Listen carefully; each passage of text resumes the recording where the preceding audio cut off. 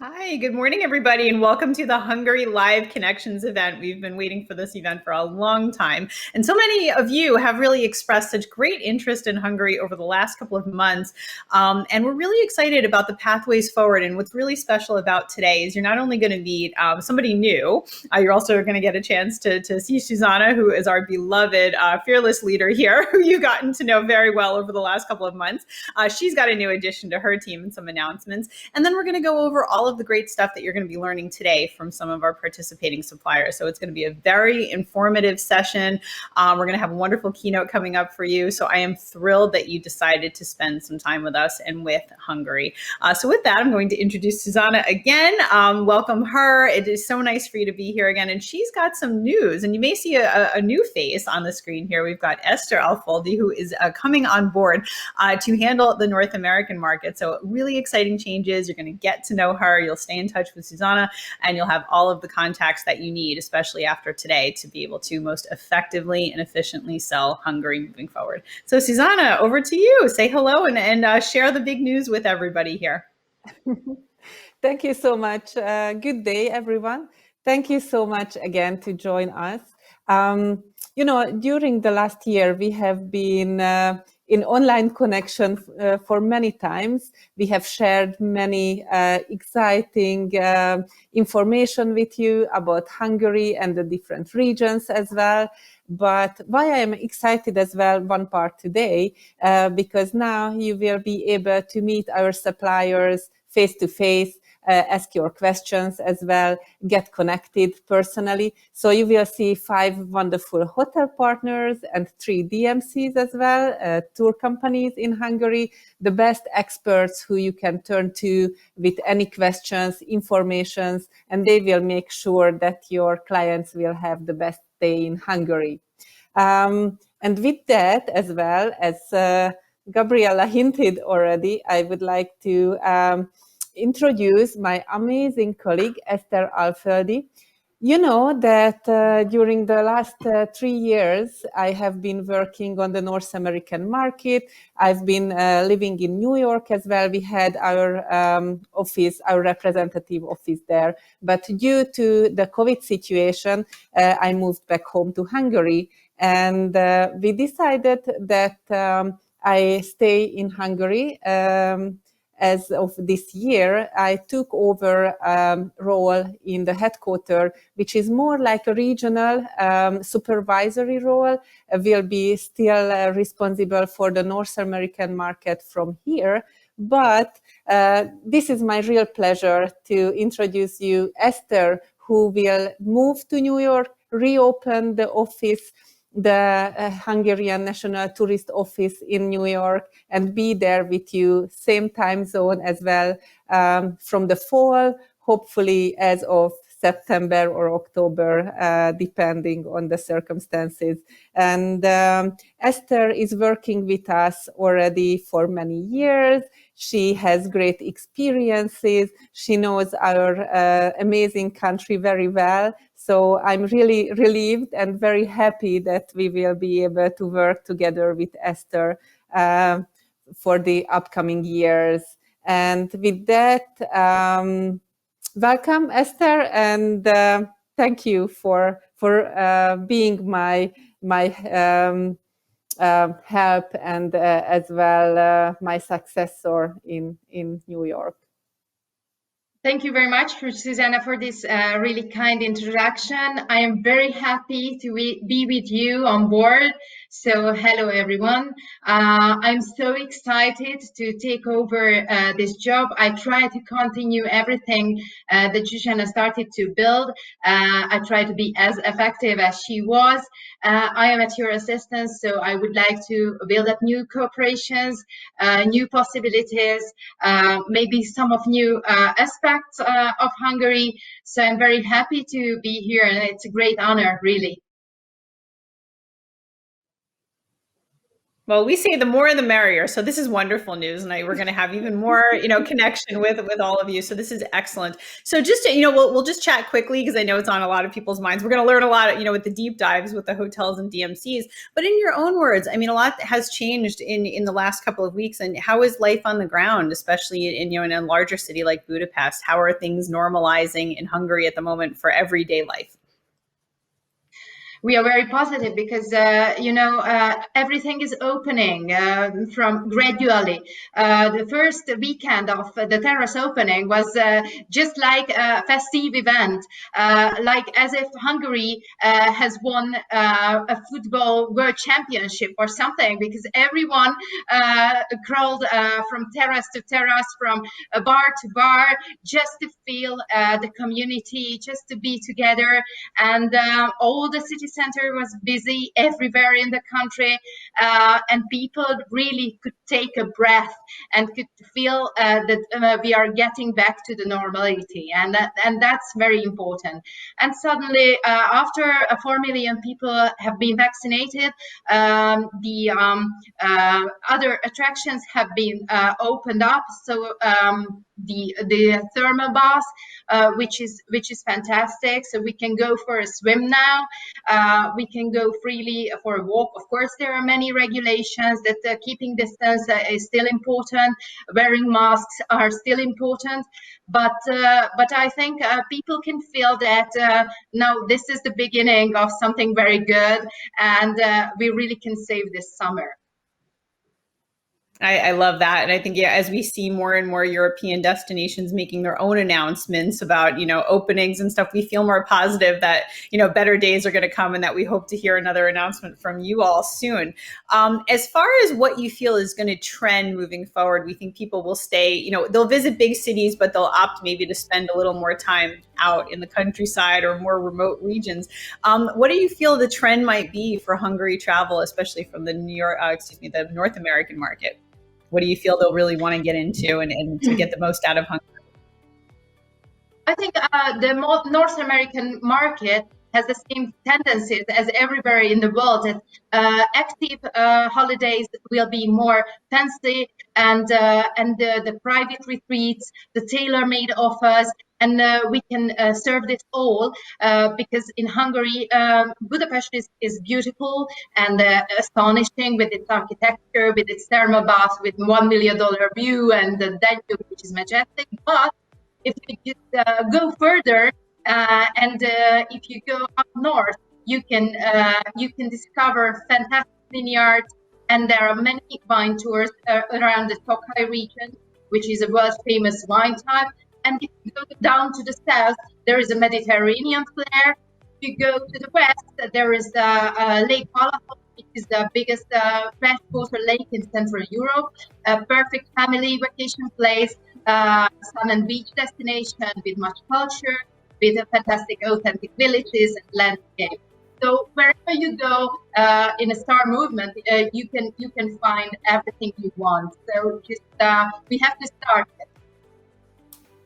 I love that. And over the last couple of months, we've been showing some of those wonderful virtual tours that you all have put together, which were so beautiful because they really allowed people to take a little express trip through some of the regions that they didn't know before. And then another thing that has come up is there's been new product opening, new hotels. And what I always find is that you have so many luxury properties, especially in Budapest, at such a value, especially after COVID. Do you feel Hungary will still be a really good value for the dollar for American travelers? Yes, I absolutely. Think so. Okay, Zsuzsa, just go on. I love hotel topics, as well. Actually, yes, we are really happy that despite all the circumstances, many new hotels are opening up, as well local chains and international chains as well. For example, you will meet today as well Mathilde Palace, which is a luxury collection hotel, which is the new addition to the town.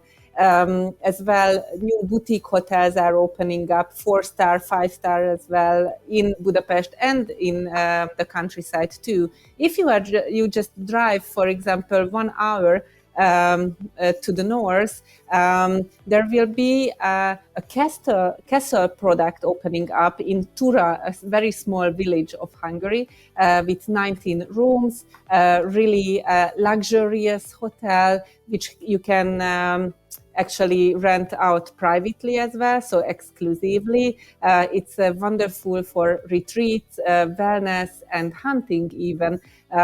So that's actually something which we think will be as well more appealing to the guests, that they can go to the countryside and not be just in the crowded city center, actually. Just to add a couple of ideas, that Hungary decided on constant development during this COVID period. So we were not in a great depression, but we started to develop all our properties and come up with new services at the end of this crisis. So I think this is a good start, that many new hotels have been refurbished, many new hotels have been rebuilt. So I think we have enough space now to receive the new guests. That's wonderful. And I'm going to wrap up like I always do. I'm going to put you on the spot. I'll start with Esther first. Give us a couple of different hidden spots. It could be restaurants, they could be towns, places that most people don't know about yet that they should know. Some of your secret finds that they should explore when they come to visit Hungary that are not in the guidebooks. Yeah, of course. So I've been living in Hungary from my birth, and I'm emotionally moved how many sided are offered in Hungary. For example, there are hidden gems and hidden spots up north in the Tokai region, which are new for me as well, because, for example, the city of Debrecen is a beautiful city. It's our second capital city, we say, because the second largest city in Hungary. It has an amazing architecture. It's very close to the Great Plain, where very authentic programs are organized for the visitors. There is an eco center at the smaller lake, which is full of nature experience. And you can enjoy beautiful fields and gastronomy, for example, because Hungary had reached a very high level in gastronomy in the last 10 years. So, for example, new restaurants in Budapest have opened up, such as Michelin star restaurants like the Onyx Costes and many more. But what I prefer and what I really like in Budapest is our bakery is fantastic. So it's really natural, really good, and it tastes sometimes like the French bread. So I really should offer the cafe house culture, because the cafes are amazing. They are lavishly decorated. The cafe houses, going back to the monarchic times when Austria and Hungary were one monarchy in the history. So these cafes are like museums with fantastic offers gastronomically. So, and of course, spas. So never forget your bathing suit at home when you come to Hungary, because wherever you go, you might bump into a beautiful spa, which is historic and ancient, but full of experience, and they have medical effects. So I don't know if you all know about that. Hungary's surface is 80% thermal water with medical effects, but I think it's very important. That's, you've given us like a year's worth of activities. That's fantastic. Zana, I'll have you close. You tell me a couple of your hidden favorites, and I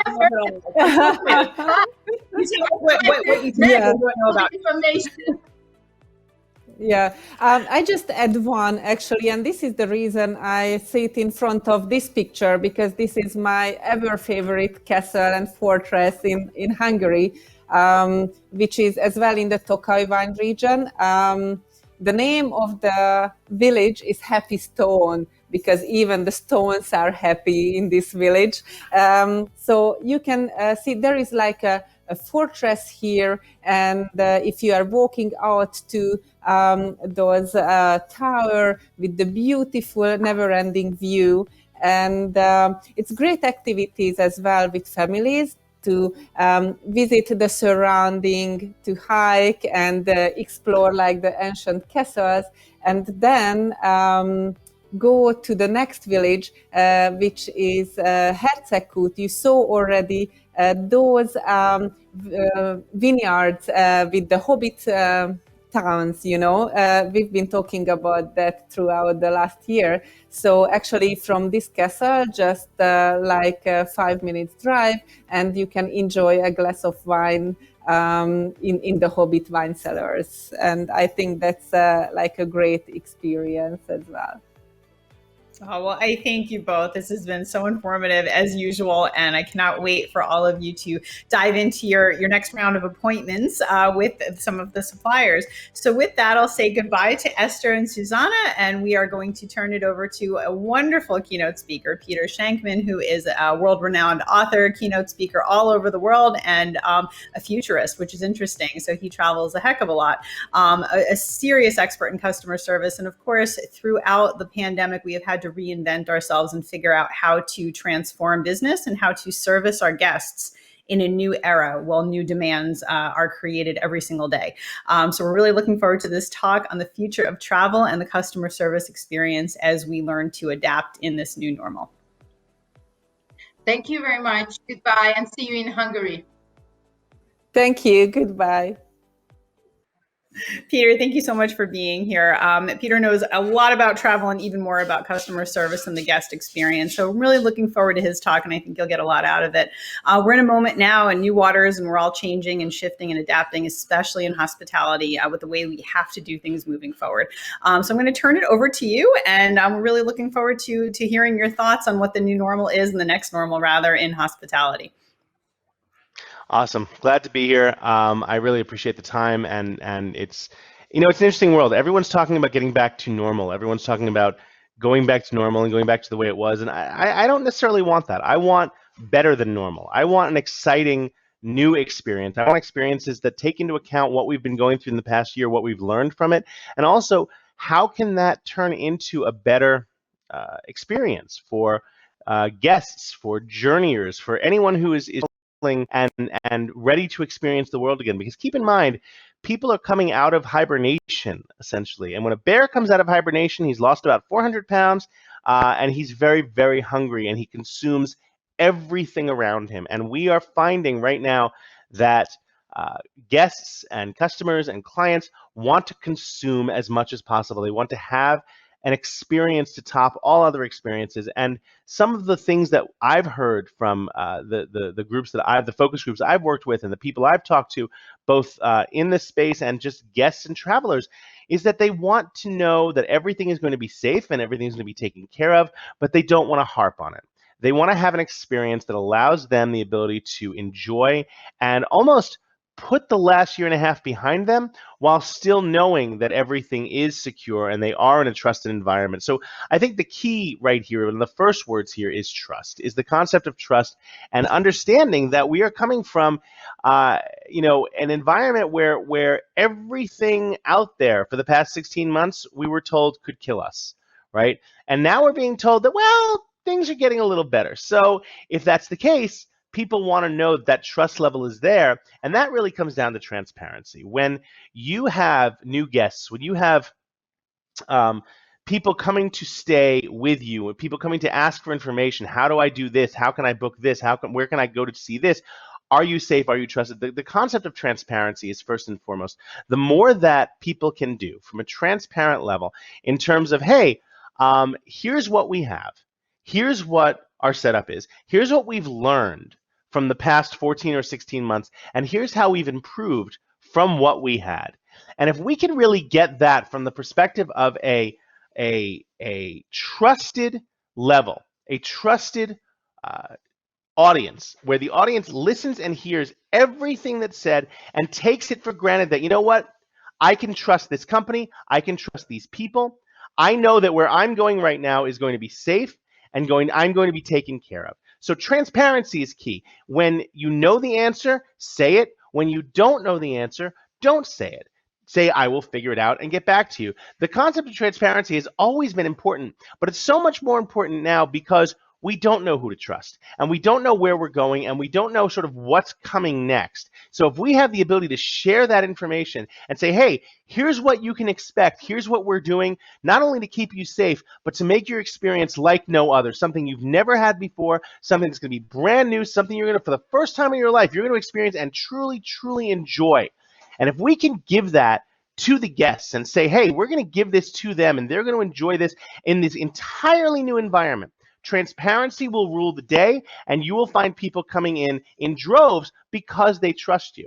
One of the other important keys that's happened over the past 16 months is that people have learned to trust other people. They've learned to trust people that they are involved with and people they work with, right? People they listen to, not just the news, not just the media. People are sick of hearing the news. People are sick of hearing one thing and another thing.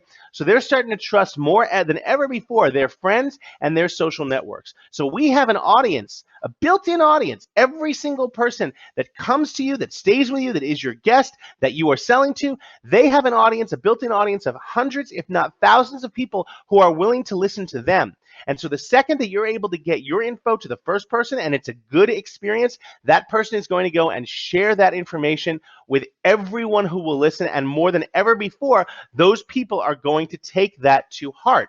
Because you have to realize also that one of the big things that's happened over the past 16 months is that the concept of trust and the concept of that one network giving that information to everyone who wants it, it's now about people in your trusted network sharing that information with other people they trust. To give you an example, to give you an idea, if I go onto Google and I type in, show me hotels in Hungary, show me hotels in Rome, show me hotels in Sydney, the Google will do that. The network will do that. But it's also going to show me, hotels, restaurants, data that other people in my network have already stayed at, enjoyed, whether or not they've written a review. The simple act that they're there. Every phone that we carry in our pocket tracks where we are, tracks where we're going, tracks what we're doing.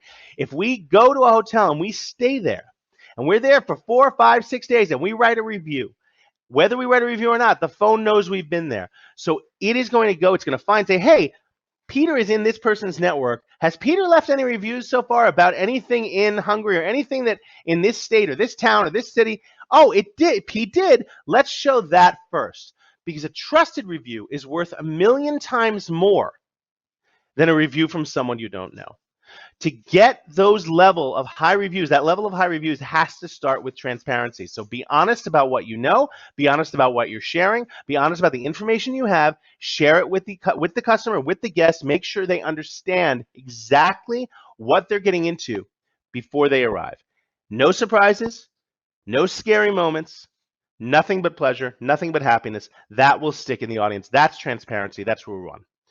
Rule 2 is really the concept of relevance. We have a much shorter window now to reach these audiences because they are getting their information from these trusted sources. So when you have the opportunity to reach an audience, whether it's through your email mailing list, whether it's through YouTube videos, whatever it is, make sure that you are being relevant to that audience. Make sure you're giving them the information that they want, the way they want it, and how they want it. If you can give them the information the way they want, how they want it, when they want it, at that moment, they're going to more than likely become customers. There was a study done a couple of years ago that said that when information is given the exact way that the customer asks for it, they're already 1.2 times more likely to purchase. So if you can focus on giving information the way a customer wants it, when they come to you for the first time, ask them, how do they prefer to receive their information? Is it text? Is it mobile? Is it whatever it happens to be? Can you give them information in that way? And if you can, get it to them the way they want it, how they want it, and make sure that you're giving it to them all the time. That way, they are more likely to open your emails, more likely to read your tweets, more likely to see your videos,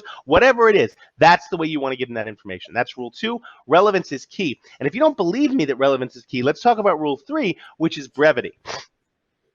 In the past, you had so many ways to get information to your audience, and it could take as long as you want. You wanted to have them watch a 10-minute video, they would watch it. A lot of times back in the 70s and 80s and 90s, if you wanted to showcase your resort, your hotel, your property, whatever it was, you actually could send a VHS tape For those in the audience younger than 30, a VHS tape was about this big and it was dark, and you'd put it into a machine and watch it on TV. That's what we used to do before the internet. And you'd send them this tape and they'd have no choice. I remember getting these from my parents. My parents would have these all the time. I said, wow, what beautiful places. What else were we going to watch? There was nothing else on television.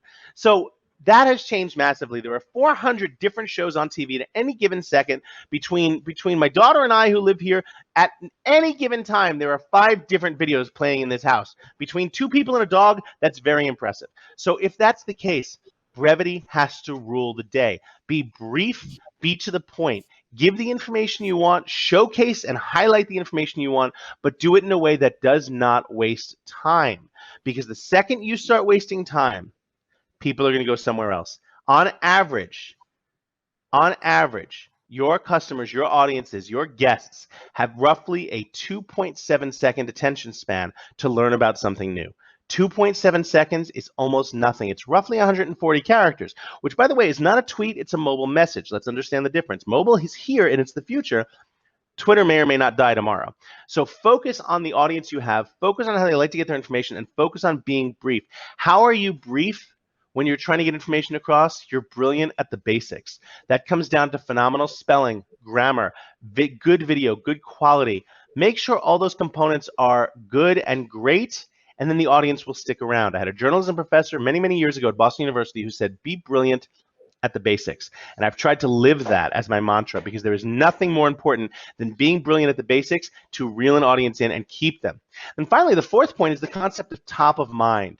Top of mind is very, very important because there are so many more choices now, especially now that everything's starting to open up. There are so many more choices as to where someone can go, where they can go to not only find information, but where do they want to go? More and more countries or destinations are opening up every single day. How do you get them to be yours? You send them information the way they want, and you become top of mind. You reach out after you get that email info or that phone number. That's gold. You reach out to them, not to sell them, but to try and offer help. Hey, is there anything we could tell you? Anything you want to know? We just opened this space. We want to share it. You're not selling them.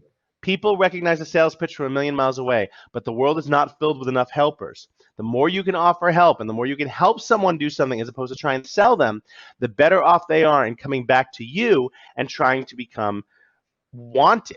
Right? The concept of being able to offer quality information and giving something that people want, letting them get that information to make their decisions, you want to be the one who's remembered by them, not simply recalled. People who try to sell all the time are recalled. People who give quality information that can benefit people and help people, they are remembered. Which one do you want to be? And finally, keep in mind as a last point that as we move into this sort of better than previous world, right? Always remember the story of the butterfly.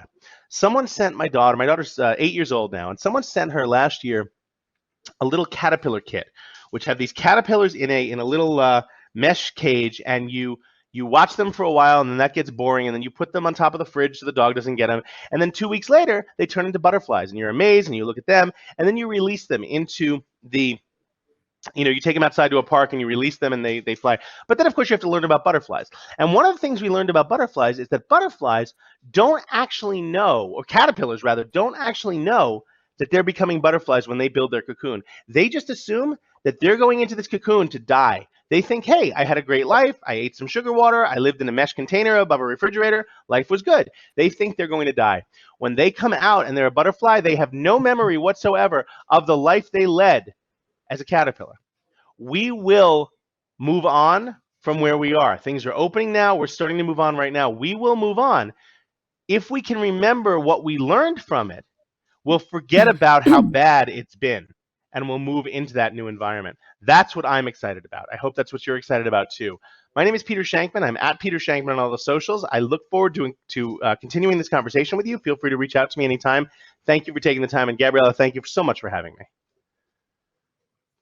No, it was great. I loved what you said, because I am a very firm believer that no amount of advertising is going to bring this industry back. It's social proof. It's seeing what people do. It's seeing how people do it, and watching their experiences and mimicking them. So I think that was a great point, and I really thank you so much. Great way to end it. Like, I hope we do forget most of this, but we'll learn the lessons that we learned. Let's remember what we learned. Exactly. I wouldn't mind forgetting quite a bit. Thank you so much. That was wonderful. My pleasure. Sure. And thank you to everybody.